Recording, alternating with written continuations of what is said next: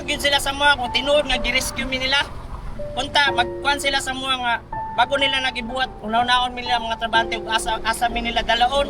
Okay. Kalit ka niya, wala na sweldo. Siya mga pamilya, karon. Eh kanya ng escape na lang makaon.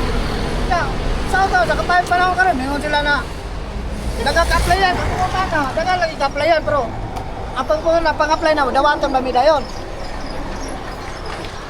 Nga, usa ka mga apply, kinahanglan kag kwarta pang requirements, at ang kwarta pag requirement, wa man mi sweldo na dawat.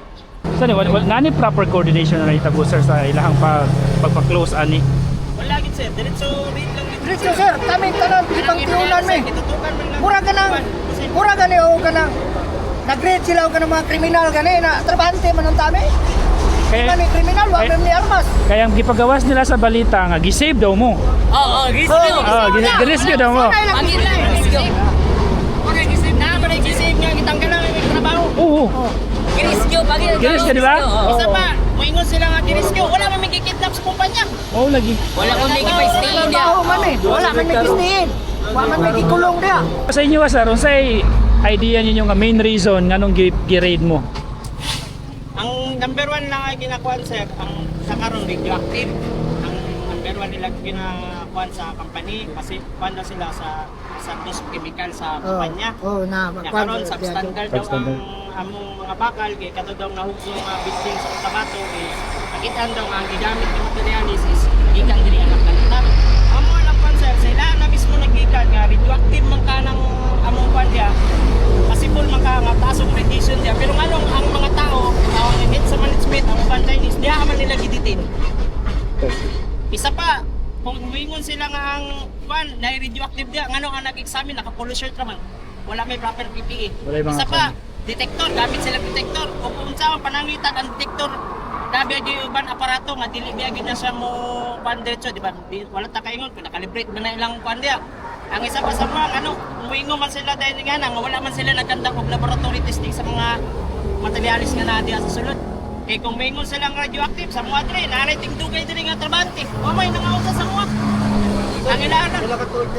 Diretso, dugay na rin nga company sir, nga ikauban na mo dre.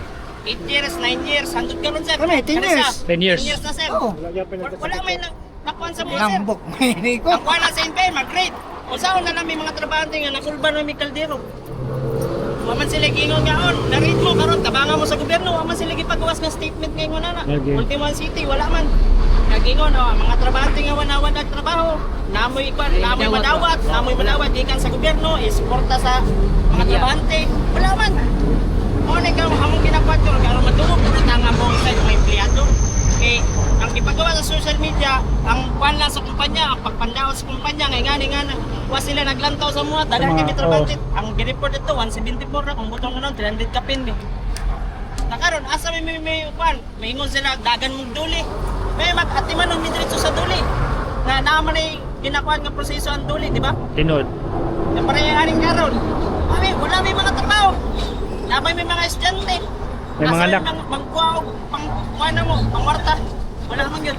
Board pa ilang uban na sir. Board pang uban. Gawas sa inyo ha. Gawas sa inyo ha na apektado kamo ng mga trabahante diya sa Mighty State. Kami pod ang mga sir. Kanang negosyante. Apil pod mi na apektado kay di naman mi ka-deliver. Oo. So mo nay amo ang gianhi pod dire para mo simpatiya pod sa inyo no.